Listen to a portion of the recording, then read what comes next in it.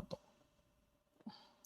ஒருவேளை உங்களை ஒரு நாயோ இல்லை ஒரு பூனையோ இல்லை ஏதோ ஒரு எலின்னு வச்சுக்கலாம், ஏதோ ஒன்று கடிச்சிருச்சு. ரேபிஸ் ஆல்ரெடி போட்டிருந்த டாகாக இருந்தால் ஒன்றும் பிரச்சனை இல்லை, உங்களுக்கு வராது, பயப்படாதீங்க.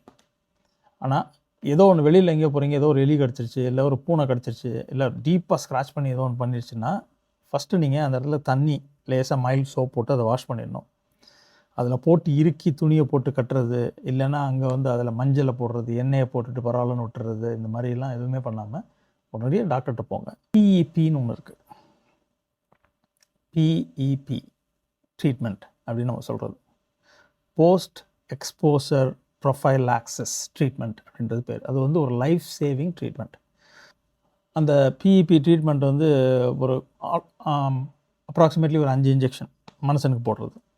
அது வந்து 0 days, அந்த அன்னைக்கு ஃபஸ்ட்டு 28 நாளைக்குள்ளே 4 வாரத்துக்குள்ளே அந்த 5 இன்ஜெக்ஷனையும் போட்டு முடிச்சுடுவாங்க. அந்த ஸ்கெடியூல் அவங்க உங்களுக்கு சொல்லுவாங்க.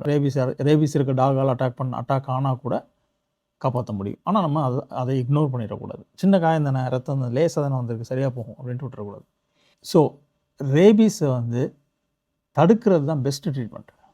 ரேபிஸை தடுக்கிறது தவிர வேறு வழியே கிடையாது. அது நாய்கிட்ட தடுத்துட்டோன்னா நமக்கு வர்றதையும் தடுத்துடலாம்.